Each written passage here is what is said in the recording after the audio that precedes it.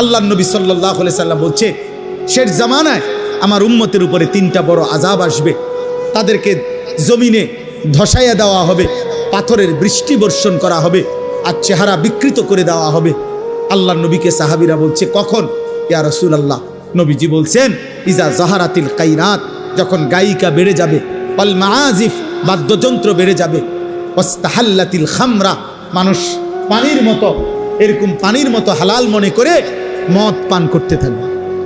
নবীজি বলছে, তখন হয়তো কাউকে জমিনে ধসাইয়া দেওয়া হবে, কারো উপরে পাথরের বৃষ্টি বর্ষণ হবে, কারো চেহারা বিকৃত হয়ে যাবে। হতে পারে যুবক এমন কোনো দিন যে সারা দিনে 5 ওয়াক্ত নামাজ পড়ো নাই, আর সারা দিন সারা রাত মোবাইলে নারী ছবি, উলঙ্গ দৃশ্য, গান বাদ্য, জিনা ব্যভিচার, মদ জুয়ার আড্ডায় পড়েছিলা, এভাবে রাত 3টায় ঘুমায় গেলা। হতে পারে যদি কোনো দিন কল্পনা করো তো, যদি কোনো দিন ঘুম থেকে উঠে দেখো তোমার চেহারা হয়ে গেছে শূকরের মতো, কুত্তার মতো, বাঁদরের মতো, হতে পারে না? কথা বলে না? নবী সাল্লাল্লাহু আলাইহি সাল্লামের 1450 বছরের কোনো কথা ভুল প্রমাণিত হয় না। এই পৃথিবীতে বনি ইসরাইলের পূর্ববর্তী জাতির নাফরমান মানুষকে আল্লাহ তাআলা চেহারা বিকৃত করে পশুর আকৃতি, বাঁদরের আকৃতি বানায় দিয়েছেন, এ কথা কোরআনে আছে। এ কথা কোরআনে আছে। যুবক 14 বছর, 16 বছরের, 18 বছরের অসংখ্য ছেলে আছো তোমরা এমন, গুনাহ করতে করতে, নারী দেখতে দেখতে, গান শুনতে শুনতে, জুয়া খেলতে খেলতে, হারাম করতে করতে তোমাদের চেহারা ভিতরে ঢুকে গেছে, সাফার কোডি ভিতরে ঢুকে গেছে। এত কম বয়সী ছেলে আরেকটু ফিটফাট, আরেকটু সুন্দর, আরেকটু মায়াময়, আরেকটু নাদুস নুদুস দেখা যাওয়ার কথা ছিল, কিন্তু গুনাহ তোমার শরীর নষ্ট করে দিছে। তুমি ইনসাফের সাথে দেখো। অতএব আজকে তোমাদের কাছে অনুরোধ করলাম, তোমরা গান বাদ্য মোবাইলের আসক্তি ছেড়ে দাও, ছেড়ে দাও বাপ। হযরত আবু বকর সিদ্দিক রাদিয়াল্লাহু তাআলা আনহু বলছেন, আল গিনা মাজামিরুশ শাইতান, গান হচ্ছে শয়তানের বাদ্য। ইমাম আজম আবু হানিফা রাহমাতুল্লাহ আলাইহি বলছেন, সিমাউল আগানি ফিসকুন, গান শোনা প্রকাশ্য পাপ, ওয়াত্তালাজ্জুযু বিহা কুফরুন, গান শুনে মজা পাওয়া কুফরি, কুফরি, কুফরি। গান শুনে মজা, এই যে গান শোনা, এরপরে এই যে এমন তাল মারে না, এমন, এরপরে ঢোলে, এরপরে হাত বাড়ি দেয়, পাও বাড়ি দেয়, এরপরে গায়িকা নর্তকীর গায়ে টাকা দেয়, টাকা ছাড়ে। হ্যাঁ, মনে রাখবা ভাইয়া, যেখানেই বাদ্য বাজে, সেটা যদি ধর্মের নামে গান হয়, ভক্তিমূলক গান হয়, পীরের নামে গান হয়, মাজারের নামে গান হয়, আর অন্য সিনেমার নামে গান হয়, একই রকম হারাম, একই রকম হারাম, একই রকম হারাম। এটা যেখানেই বাদ্য সেখানেই হারাম, সেখানেই হারাম। যেখানেই নারীর আড্ডা সেখানেই নেশার আড্ডা, সেখানেই গানের আড্ডা। 3 জিনিস এক ক্ষতি আনে, মদ, নারী আর গান। এ 3টা এক ক্ষতি আনে, এক দাগে। যেখানে মদ আছে সেখানে নারী আছে, সেখানে গানও আছে। যেখানে গান আছে ওখানে নারীও আছে, নেশাও আছে। 3টা কি? এক ক্ষতি আনে, এক ক্ষতি, এক দাগে, এক ক্ষতি আনে 3 দাগ। এই 3 জিনিস বরাবর। অতএব কোনো নামে বাদ্য বাজানো যাবে না, কোনো নামে না, ভক্তির নামেও না, অভক্তির নামেও না। আল্লাহ আমাদেরকে হেফাজত করেন। প্রিয় যুবক ভাই, আমার শেষ অনুরোধ দোস্ত, তোমাদের কাছে নওজোয়ান অনুরোধ করছি, আমার শেষ 2টা ওসিয়ত। 30 বছরের নিচে তোমাদের যাদের বয়স, তোমরা হাত তোলো, হাত উঠাও। 30-এর নিচে যাদের বয়স, হুজুর দেখেন, আপনি দোয়া করে দেন হুজুর, আল্লাহ যেন করে কবুল করে। কোন মাশাআল্লাহ, মাশাআল্লাহ, মাশাআল্লাহ। হাত নামাও, হাত নামাও। আমার 2টা ওসিয়ত নওজোয়ান আমি বন্ধু তোমাদের কাছে পেশ করলাম। ভালোবেসে আসছো, মহব্বত করে আসছো দোস্ত। আমার 2টা ওসিয়ত। 1 নাম্বার, চোখের হেফাজত করো, নারী দেখো না, ছবি দেখো না, গান শুনো না, অশ্লীল দৃশ্য দেখো না। আব্বা, যে নারীর চাহিদা আল্লাহ বিবাহিত পবিত্র হালাল স্ত্রীর মাধ্যমে পূরণ করে দেবে ইনশাআল্লাহ। ওয়েট ওয়েট ওয়েট, অপেক্ষা করো, পূরণ হবে ইনশাআল্লাহ। তোমার বাবা দাদা পূর্বপুরুষ স্বামী স্ত্রীর পবিত্র বন্ধনে এভাবে আসছে, তুমিও এক মা বাবার পবিত্র বন্ধনে তুমি পৃথিবীতে আসছো,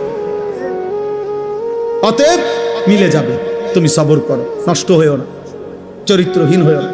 চরিত্রহীন রে কেউ মনে রাখে না রে আব্বা। নষ্ট মানুষকে কেউ স্মরণ করে না, অসৎকে কেউ স্মরণ করে না, থুতু দেয়। আর 2 নাম্বার কথা হলো ফজরের নামাজ জামাতের সাথে পড়। বলো, আমার একটা ছোট্ট মেহনত আছে, আমি সারা দেশব্যাপী একটা ছোট কাজ করি, সেটা হলো ফজর ক্যাম্পেইন। আমার শায়েখ আল্লামা মুফতি মুশতাকুর নবী কাসিমি, এটা হুজুরের দেওয়া আমানত আমার কাছে। হুজুর বলছেন এই কাজ করতে, ফজর ক্যাম্পেইনের কাজ করি, অর্থাৎ ফজরের নামাজের প্রচারণা, ফজরের মুসল্লি বৃদ্ধির চেষ্টা, এটা আমার একটা মেহনত। আমি অনেক দিন থেকে এই কাজটা করি, আমার শায়েখ এটা আমার দায়িত্ব দিছেন, করি। অর্থ হইল কি করবা, একজন যুবক শুধু সিদ্ধান্ত নিবা যে আমি ফজরের নামাজ পড়ব, আমার একজন বন্ধুকে ফজরের নামাজের জন্য উঠাবো। তোমরা হইবা 2 জন, তোমরা এবার আরো 2 জনকে বলবা, হবে 4 জন, তোমরা 4 জন আরো 4 জনকে বলবা, হবে 8 জন। এভাবে বাড়বে, ফজরের মুসল্লি বাড়বে, ফজরের মুসল্লি বাড়বে, মাহাদির সৈনিক বাড়বে। ফজরের মুসল্লি যারা, মাহাদির সৈনিক তারা। ফজরের মুসল্লি যারা, দাজ্জালের বিরুদ্ধে লড়বে তারা। ফজরের মুসল্লি যারা, বিশ্বময় কালেমার পতাকা উড়াবে তারা। এজন্য ঈসা আলাইহিস সালাম আসরের ওয়াক্তে নেমে আসবেন, আর ফজরের নামাজের পরে ফজরের মুসল্লিদেরকে নিয়ে মাহাদি ঈসা এবং ফজরের ইমানদার মুজাহিদ মুসল্লি ফজরের পরে দাজ্জালের বিরুদ্ধে, ইহুদিদের বিরুদ্ধে শেষ চূড়ান্ত লড়াই শুরু হবে। আসরের নামাজের ভিতরেই মসজিদে আকসা বিজয় হয়ে বিশ্বময় কালেমার পতাকা উড়বে। এটা হাদিসের বাণী। আল্লাহ বলেন, কোন ব্যক্তি যখন গানে, বাদ্যে, গায়িকায়, নায়িকায়, এই গানের ছবি, নৃত্যের আসর, এগুলোতে যখন মগ্ন হয়ে পড়ে, মনোযোগ দিয়ে দেয়, ব্যস্ত হয়ে যায়, খোদার কসম দোস্ত, আল্লাহ তখন বলে, ওয়া ইজা তুতলা আলাইহি আয়াতুনা, এমন নাফরমানের সামনে যখন আমার কোরআন পড়া হয়, ওয়াল্লা মুস্তাকবিরান, সে তখন অহংকার করে মুখ ফিরায়, এরকম মুখ ফিরায়, আর এমন একটা ভাব নেয় কাআন লাম ইয়াসমাআহা, যেন সে আমার কোরআন শুনতেই পায় না।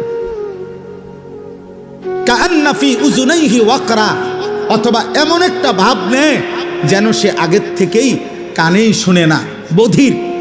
বধির মানে আমার কোরআন, আমার আওয়াজ, আমি আল্লাহর কালাম, আমার শব্দ, আমার কথা তার কানেই পড়ে না, কানেই পড়েন। এ পরিমাণ গানে অভ্যস্ত, বাদ্যে অভ্যস্ত, নৃত্যে অভ্যস্ত, নায়িকায় অভ্যস্ত, হারাম ছবিতে অভ্যস্ত, যে আমার কথা আর তার কানেই পড়েন।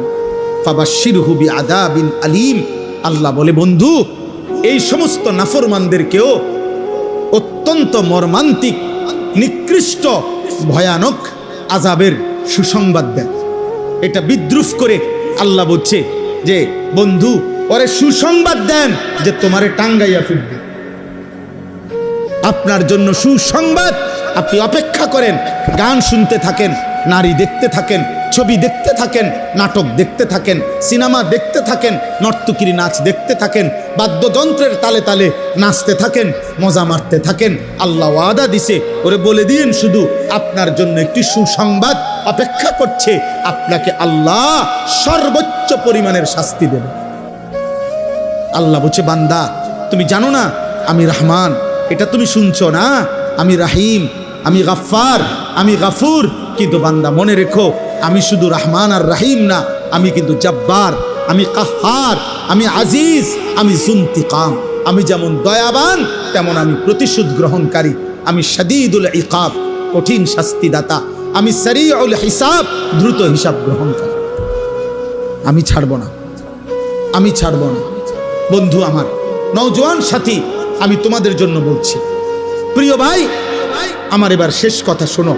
কোরআনুল কারীমের এই আয়াতের মাধ্যমে এ কথা স্পষ্ট প্রমাণ হলো, একজন মানুষের জন্য, মুমিনের জন্য, কোন ইমানদারের জন্য গান, বাদ্য, গায়িকা, নায়িকা, গানের আসর, নৃত্যের আসর, গান বাদ্যের আয়োজন, এই নাটক, সিনেমা, ক্রীড়া, কৌতুক, হাসি, ঠাট্টা, ফালতু বিনোদন, বেহুদা সময় কাটানোর হারাম, সম্পূর্ণ হারাম, নিষেধ। আমার ভাই তুমি বলো, এবার এই বড় মোবাইল দিয়ে দিবানিশি তোমরা কি করছো? তোমরা কি করছো?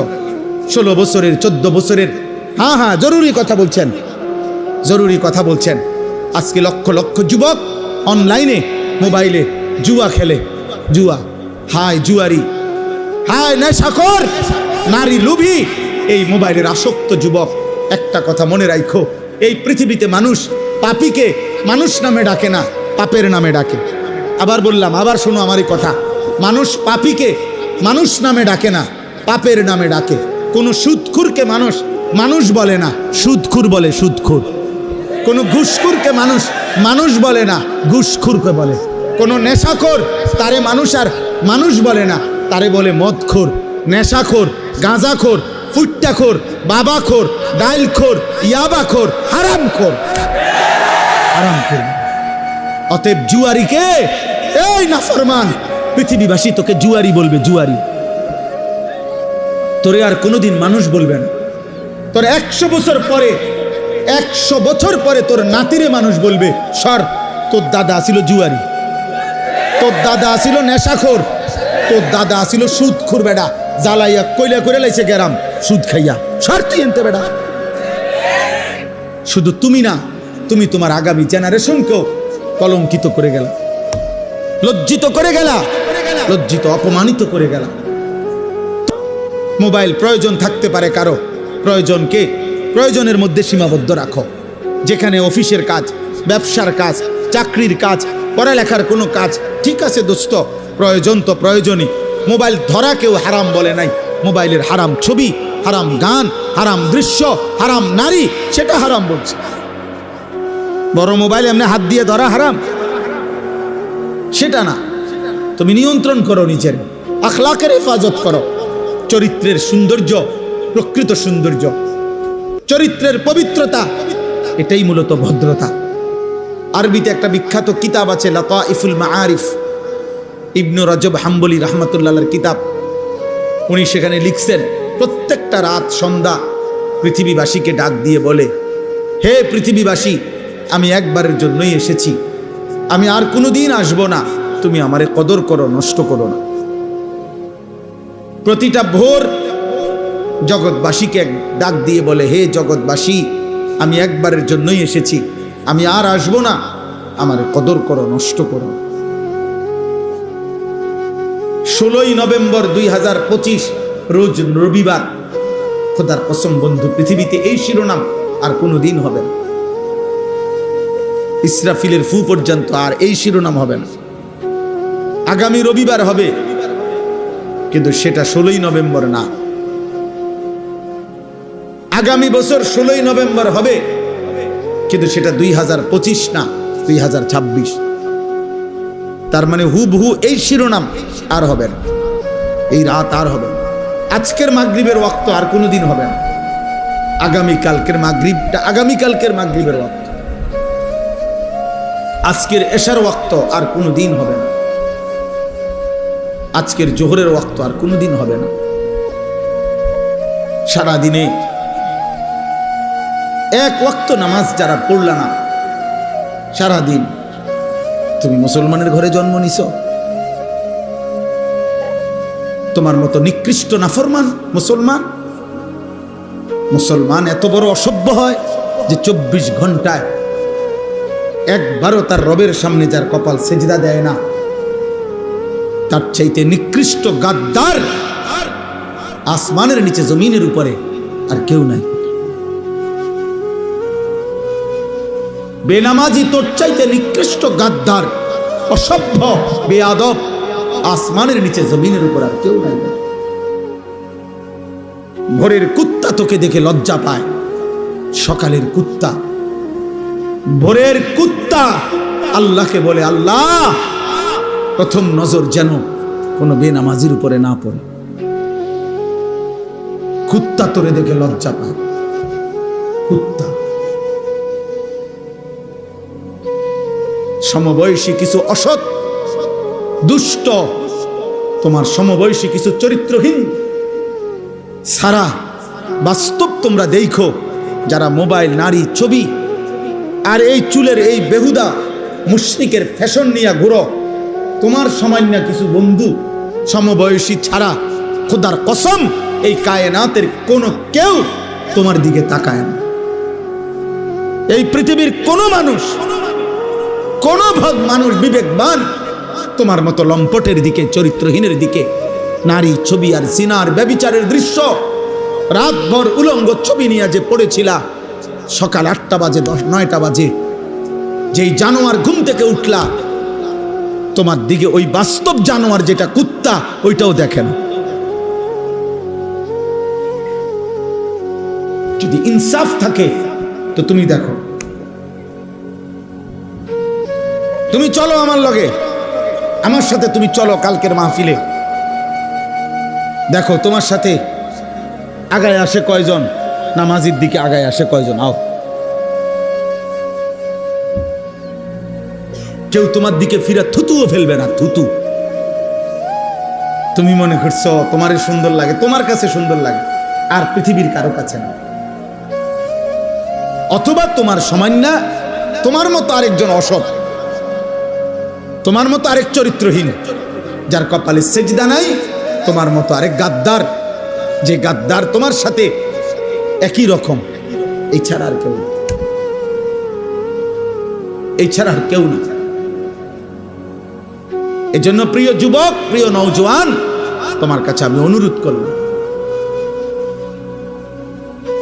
এমন আফসুসের জীবন পার করো না বাপ, যে তোমার মা তোমারে ডাকে না, বাপ তোমারে ডাকে না, এই দেশবাসী তোমারে কিছু বলে না, চোখের সামনে তুমি নষ্ট হয়ে যাইতেছ, চোখের সামনে তোমার চরিত্র শেষ হয়ে যাচ্ছে, এক ওয়াক্ত নামাজ পড়ছো না, অথচ মাও কাঁদে না, বাবাও কাঁদে না, পাড়া পড়শি, দেশবাসী, স্বজন আত্মীয় কেউ তোমার জন্য কাঁদে না।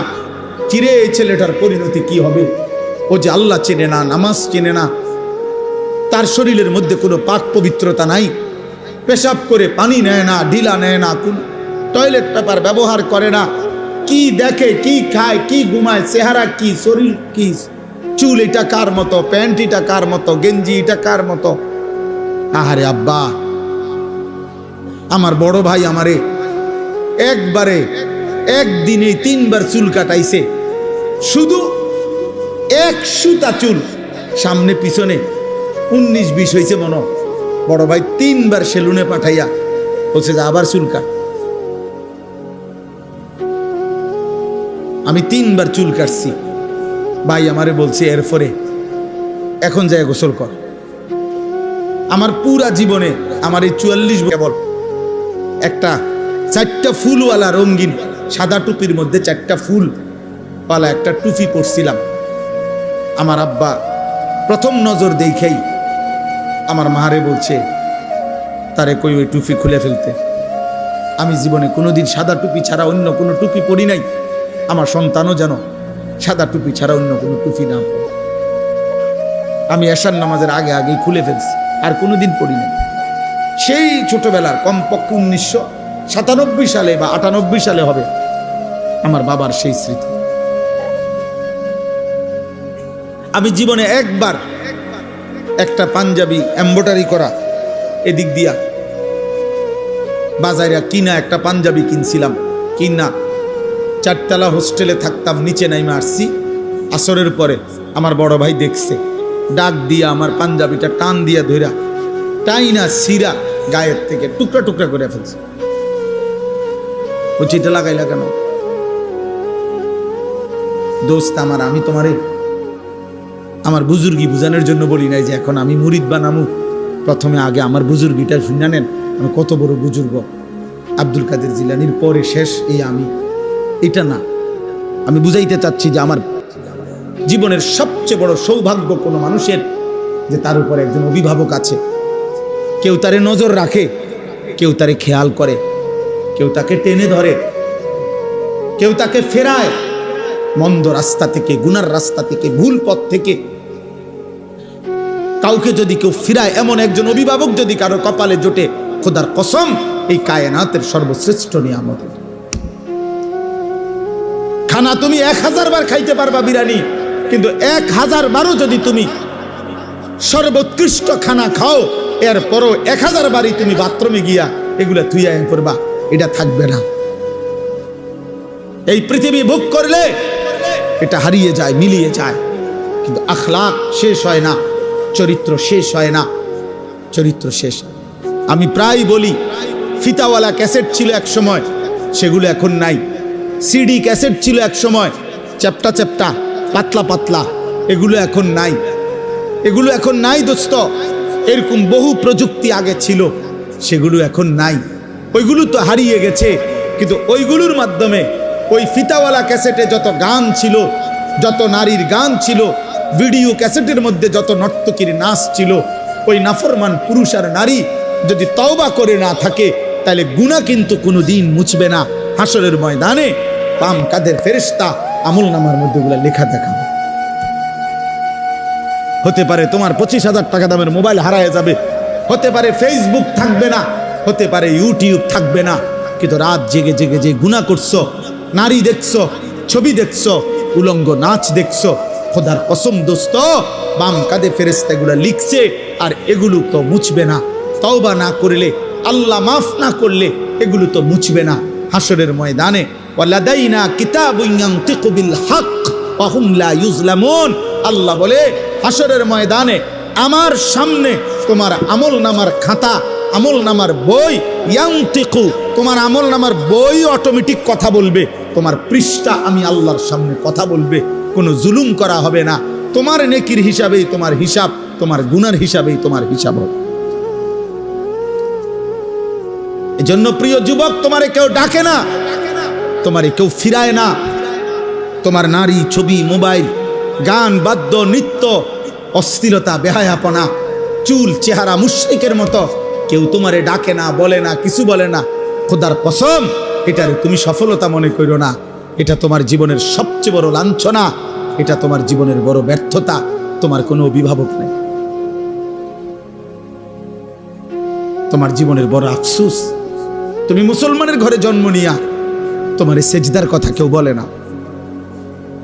এর চাইতে নিকৃষ্ট জীবন আর কি হইতে পারে? এর চাইতে নিকৃষ্ট, এর চাইতে বদনসিব আর কি হইতে পারে? তুমি ভাবো ভাই, আমি ভাবো, বাবারা সবাই ভাবেন, আল্লাহ তাআলা এই হাত, এই কান, এই নাক, এই কান, এই চোখ, এই জিহ্বা, এই ঠোঁট, এই পা, শরীরের সব অঙ্গ দিয়ে দুনিয়াবি উপার্জন মানুষ করে, কোনো না কোনো কামাই রোজগারি করে মানুষ, দুনিয়াবি উপার্জনের কাজে লাগে। কিন্তু খেয়াল করলে দেখবেন মানুষের এই কপাল, এইটা পৃথিবীর উপার্জনের কোনো কাজে লাগে না। এই কপাল দিয়ে কেউ কিছু ধরে না, কেউ ঠেলা দেয় না, কেউ টাইনা আনে না, কপালের মধ্যে কিচ্ছু কাজে লাগে না। ব্রেন খাটায়, হাত দিয়া ধরে, চোখ দিয়া দেখে, কান দিয়া শুনে, জিহ্বা দিয়া স্বাদ নেয়, নাক দিয়া গন্ধ শুকে, পাও দিয়া হেঁটে যায়, অন্তর দিয়া ভাবতে থাকে, কিন্তু কপাল দিয়া তেমন দুনিয়াবি উপার্জনের কোনো কাজ করে না। তাহলে কপাল এটা আল্লাহ কেন দিলেন?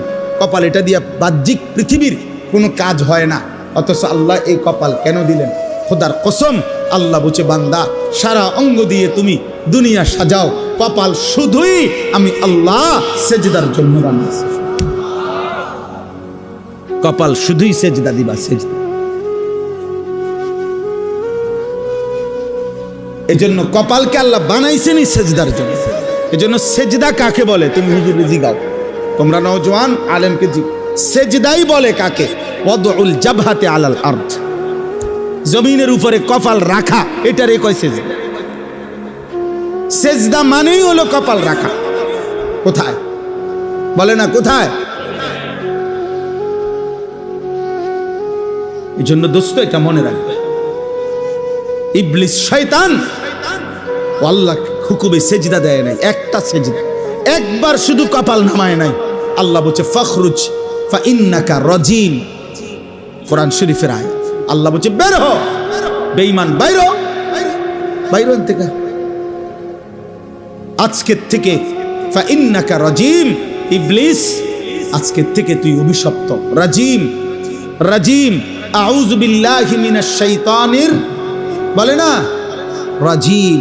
فإذا قرأت القرآن فاستعذ بالله من الشيطان الرجيم। আল্লাহ বলছে রাজিম, তুই সেজদা দিলি না, এই বেঈমান, আল্লাহ বলছে তুই অভিশপ্ত। অভিশপ্ত মানে কি জানো? রাজিম মানে হলো এমন সত্তাকে বলে, এমন অস্তিত্বকে রাজিম বলে, এমন ব্যক্তিকে রাজিম বলে যে মূলত পাথর মারার উপযুক্ত, যাকে পাথর মারা উচিত, যাকে প্রতিনিয়ত পাথর মারা উচিত, এমন অভিশপ্ত ব্যক্তিকে বলে রাজিম। এজন্য ইসলামী শরীয়তের একটি বিধান, শরীয়তের একটা শাস্তি হলো কোনো পুরুষ বিবাহিত হয়ে যদি স্ত্রী ব্যতীত অন্য নারীর সাথে জিনা করে, কোনো বিবাহিত নারী যদি আপন স্বামী ব্যতীত অন্য পুরুষের সাথে জিনা করে, তাহলে শরীয়তে শাস্তি হলো তাকে রজম। রজম মানে পাথর মেরে হত্যা করা, তারে পাথর মাইরা হত্যা করো। আল্লাহ বলছে এই রজম যেই শব্দ তাফসিরে আছে, রাজিম ওই একই শব্দ। অর্থাৎ শয়তান এতটা অভিশপ্ত যে সে মূলত প্রতি সেকেন্ড পাথর মারার উপযুক্ত, তাকে পাথর মারা উচিত, পাথর মারা। এই জন্য প্রত্যেক বছর হাজি সাহেবরা প্রতি বছর হজ্জের মধ্যে 3 দিন টানা 30 লক্ষ হাজি আল্লাহর হুকুমে 3 দিন টানা শয়তানকে অনবরত পাথর মারে, পাথর মারে। এজন্য আল্লাহ সেদিন বলছে সেজদা দিলি না, ফখরুজ ফাইন্নাকা রাজিম। সেজদা না দেওয়ার কারণে আজকের থেকে তুমি রাজিম, তোকে মূলত পাথর মারা উচিত। এবার তুমি বলো, তোমার পরিচয় তুমি বলো। ও যদি হয় রাজিম সেজদা না দেওয়াতে, তো তুমি সেজদা না দেওয়াতে কি? তুমি বলো আব্বা, বলো। চুল ফিরাও, হ্যাঁ বইয়া বইয়া কেবল চুল ফিরাও। তোমারে বেঈমানে মাতাল বানায়া প্রতিবন্ধী বানায়া দিছে। তুমি এইখানে, এখন এখানে যদি আমি একটা ছেলেরে দাঁড় করাই, কোনো এক মানুষ যদি এখানে দাঁড়াইয়া হে যদি তার বাম হাতটা এরকম করে, মনে করো 5 মিনিট যদি এরকম করে, বাকিরা কি বলবে? পাগল, এটা এরকম করে কা বলবে কি না? তো তুমি কে চুলের এরকম করো? তুমি যে একটু পরপর চুলের এমন করো, তো তুমি পাগল না ছাগল? হ্যাঁ, তুমি মাতাল না, তুমি প্রতিবন্ধী না, তো ভালো ডাক্তার দেখাও না কেন? বলো না আব্বা, এটা ফ্যাশন কিভাবে হয়? এটা ফ্যাশন হইতে পারে কিভাবে? একজন সুস্থ ছেলে বলো যেটা ফ্যাশন হইতে পারে? এত বড় ফালতু কাজ ফ্যাশন হয় কিভাবে? এই জন্য আমি অনুরোধ করলাম, আজকে দুশ্মন, আমার কথা আমি এই 2টা আয়াতের তর্জমা বলতে চাই। এটা হলো মূলত বাস্তবতা, এটা বাস্তবতা। এটা আজকে বেঈমান তোমাদের কাছে এই বড় মোবাইলগুলা তুলে দিয়া সমস্ত কিশোর বয়সী যুবক তোমাদেরকে নেশাগ্রস্ত বানায়, মাসহুর জাদুগ্রস্ত করে দিছে। তোমাদেরকে বলে দিছে মোবাইল এটা হাতে রাখবা, তোমার টাকা দিয়ে এমবি ঢুকাইয়া চার্জ দিয়া রেডি রাখবা মোবাইল। আর এবার তোমাকে মোবাইলটা তোমার হাতে থাকবে, তোমার চুল কাটবা ডিজাইন আমরা মুশরিকরা দেব, তোমার প্যান্ট আমরা বেঈমান দেব, তোমার গেঞ্জির ডিজাইন আমরা বেঈমান দেব, তোমার রুচি, তোমার পছন্দ, তোমার হাসি, তোমার চলার স্টাইল, তোমার কথাবার্তার স্টাইল, সব কিছু আমরা মুশরিকরা দেব। তোমার মোবাইলে পৌঁছে যাবে, তুমি ওইটা দেখবা আর ওই আলোকে নিজেকে সাজবা, পরিচয় দিবা তুমি মুসলমান। আর চাল চলন আর আখলাকে হবা তুমি হয় ইহুদি, নয় খ্রিস্টান, নয় মুশরিক, নয় মুরতাদ, নয় বেঈমান। হায় হায় কাপুরুষ মুসলমান, এত কাপুরুষ হয় না রে বাপ। তুই মুসলমান যুবক হিসাবে কলঙ্ক। তোর মতো কাপুরুষ মুসলিম যুবক না হলে ভালো ছিল, যার রক্তে ঈমান জাগে না, কলিজায় যার ঈমান জাগে না। বেঈমান আমাদেরকে নিয়ে নাচে, ফুর্তি করে। একবার কয় চুল এদিকে ফিরা, মুসলমানের যুবক কহ ফিরাইলাম, আবার কয় না এবার এদিকে ফিরা, না এবার এদিকে ফিরাইলাম। আহা, এ তো কাপুরুষের পরিচয়, এ তো আত্মমর্যাদাহীন পুরুষের পরিচয়। এই জন্য এই বন্ধুর কথা যদি শুনো, এই ভাইয়ের কথা যদি মনে থাকে, আমি যদি কোনোদিন আর বলতে না পারি, আজই বললাম, এমন মুশরিকের চুল তোমরা রাখো না। এই চুল তোমাদের প্রমাণ করে তোমার কোনো বাপ নাই। হ্যাঁ হ্যাঁ, কারণ তোমার বাবার সাথে তোমার কোনো সম্পর্ক নাই। তোমার বাবার চুল এমন না, তোমার বাবার চলাফেরা এমন না। এই মুশরিকের চুল প্রমাণ করে তোমার কোনো আল্লাহ নাই, তোমার কোনো নবী নাই, তোমার কোনো ধর্ম নাই। তোমার ধর্মই তোমার মোবাইল, তোমার সব কিছু তোমার মোবাইল। আফারাআইতা মান ইত্তাখাযা ইলাহাহু হাওয়াহু। আল্লাহ কোরআনে বলছে, হে নবী আপনি দেখেন ওই নাফরমানদের যারা তাদের মনের ইচ্ছাকেই নিজের খোদা বানিয়ে ফেলেছে। কোরআন শরীফের আয়াত কিনা হুজুর? আফারাআইতা মান ইত্তাখাযা, যে তার নিজের হাওয়া নিজের মনের চাহিদাকে নিজের খোদা বানিয়ে ফেলেছে। আল্লাহ বলছে আমি তোরে ওয়াদা দিলাম, ওয়া আদাল্লাহুল্লাহু আলা ইলমিন, আমি তার ইচ্ছে করে আমি আল্লাহই তাকে পথভ্রষ্ট করে দেব। মনের চাহিদার ধারাবাহিক অনুসরণ করিলে আল্লাহর ওয়াদা আছে। আল্লাহ বলছে একদিন আমি তাকে এমন পথহারা করে দেব, আর কোনো দিন সে পথ পাবে, আর কোনো দিন না, আর কোনো দিন না।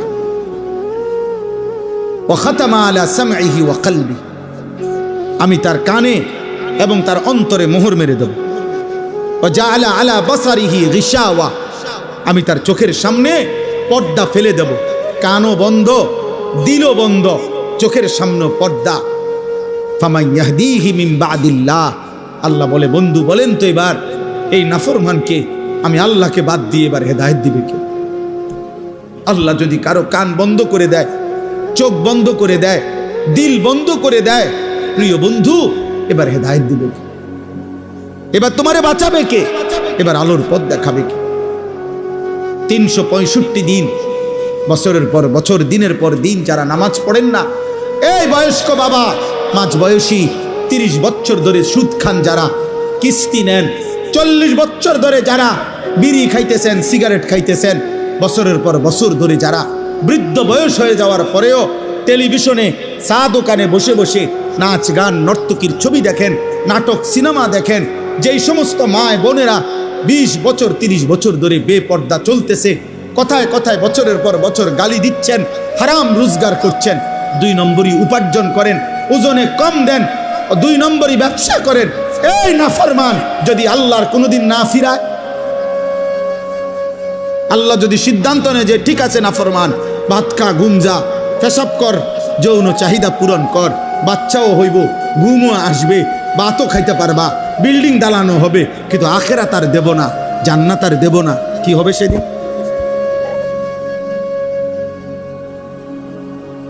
ওয়ালা তাকুনু কাল্লাযীনা নাসুল্লাহ ফাআনসাহুম আনফুসাহুম।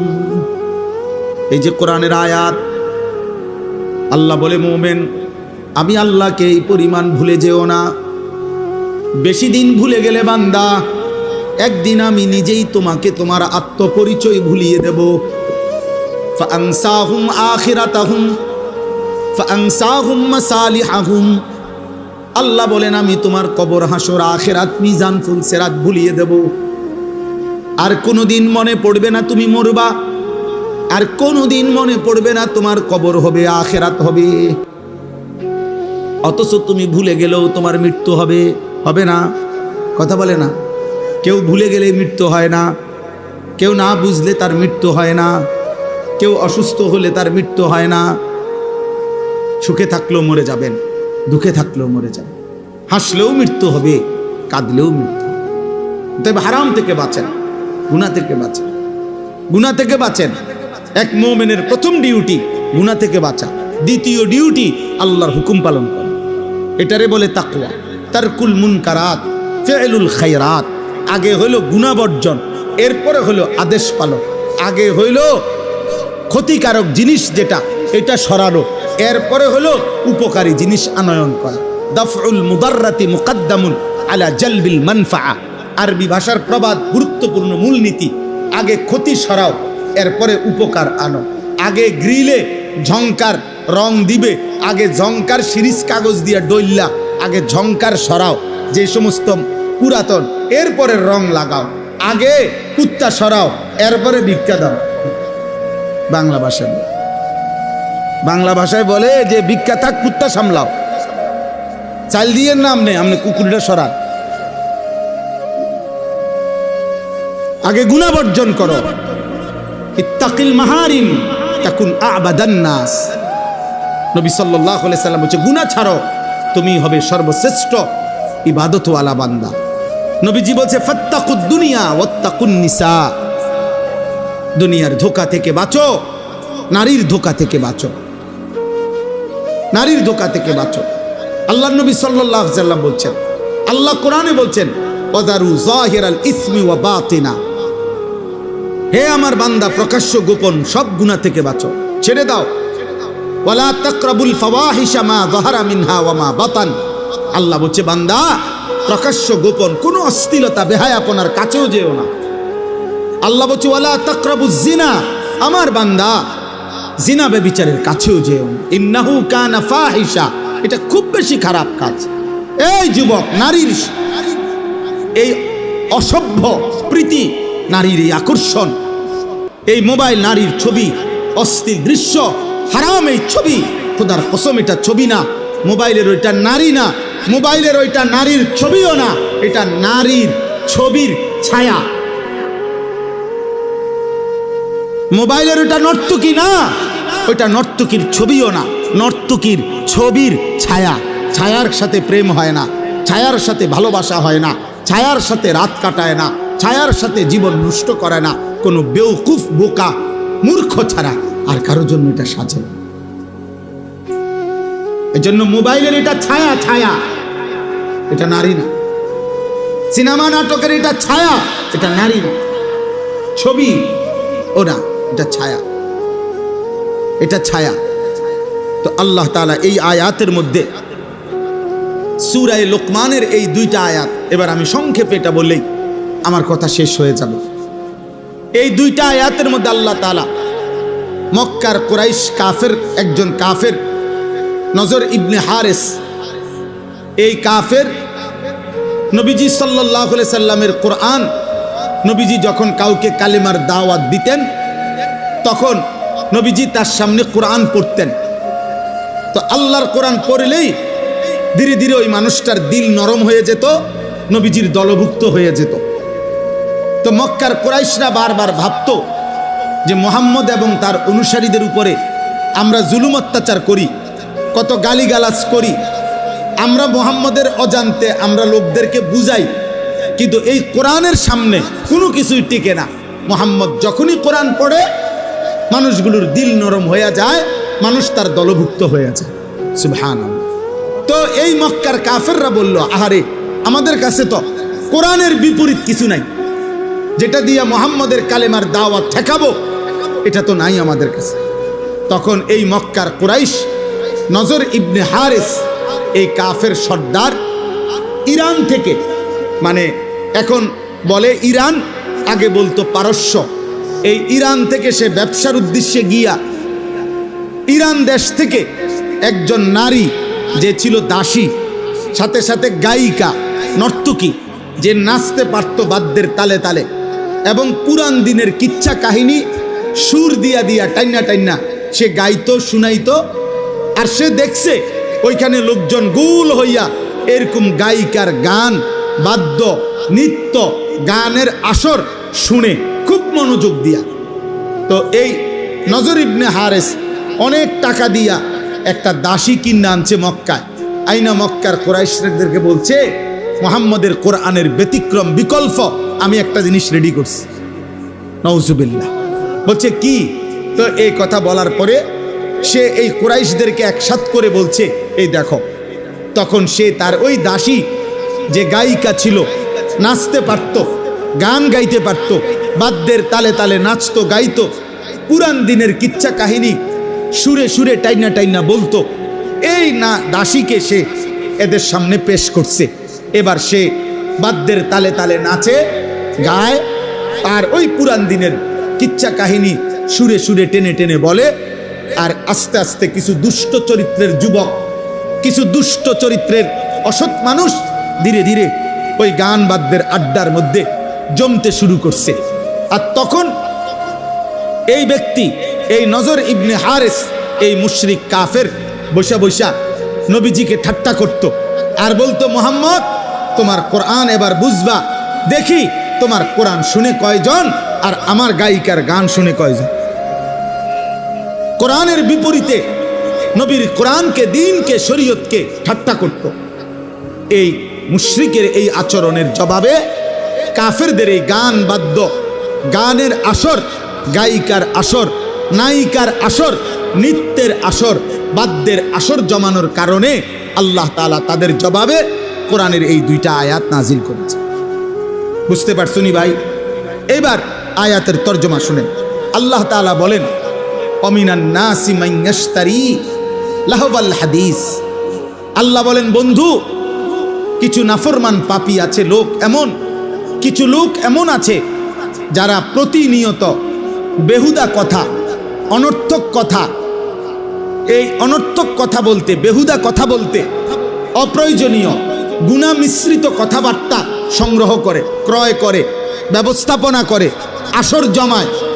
সমস্ত তাফসিরের মধ্যে আছে এই বেহুদা কথা বলতে, অনর্থক কথা বলতে বুঝানো হয়েছে আল গিনা ওয়াল মাজামির, গান এবং বাদ্য। এটার প্রথম অর্থ। আরো অতিরিক্ত অর্থ হইল ক্রীড়া, কৌতুক, হাসি, ঠাট্টা, বেহুদা, এই নাটক, নভেল, অবসর বিনোদনে হাস্যরসিকতা করে অর্থহীন অপ্রয়োজনীয় যত কথা, এগুলোকেও বলা হয় লাহওয়াল হাদিস। তবে প্রথম অর্থ হইল গান বাদ্য। আল্লাহ তাআলা বলেন, এই যারা প্রতিনিয়ত গান বাদ্য সংগ্রহ করে, ব্যবস্থাপনা করে, কেন? লিউদিল্লা আন সাবিলিল্লাহি বিগাইরি ইলমিন, অজ্ঞতা বশত, মূর্খতা বশত আমি আল্লাহর পথ থেকে আমার বান্দাদেরকে পথভ্রষ্ট করার জন্য। অর্থাৎ দুইটা বিষয়, এক হইল নিজেকে মনে করে জ্ঞানী, আসলে এই গান বাদ্য আর গুনায় আসক্ত ব্যক্তি মূর্খ। আর দ্বিতীয়ত হইল ওদের ইচ্ছা আমি আল্লাহর পথ থেকে আমার বান্দাদেরকে দূরে সরায় দিবে, কোরআন থেকে দূরে সরায় দিবে, দাওয়াত থেকে দূরে সরায় দিবে, ইসলাম থেকে দূরে সরায় দিবে। ওয়াত্তাখিজাহা হুজুয়া, এবং আমার কোরআন, আমার দ্বীন, আমার বন্ধুর দাওয়াত, আমার এই শরীয়তকে ঠাট্টা করে, মজাক করে। আল্লাহ বলেন, বন্ধু আমি স্পষ্ট জানিয়ে দিলাম, উলাইকা লাহুম আযাবুম মুহিন। আমি আল্লাহ বললাম, আমি আল্লাহ এই নিকৃষ্ট গান বাদ্য, গায়িকা, নায়িকা, গানের আসর, নৃত্যের আসর যারা জমায়, ব্যবস্থাপনা করে, ইন্তেজাম করে, এই আসরে পড়ে থাকে, এই ব্যবস্থাপনায় যারা থাকে, আল্লাহ বলছে আমি তাদের জন্য অপমানকর, লজ্জাকর, নিকৃষ্ট আযাব দেব। এটা ওয়াদা দিলাম, ওয়াদা দিলাম। আল্লাহ বলেন, এই গান আর বাদ্যের নিকৃষ্ট পরিণতি। দোস্ত, এই দ্বিতীয় আয়াতের তর্জমা একসাথে শোনো, এরপরে আর 2 মিনিট কথা বললে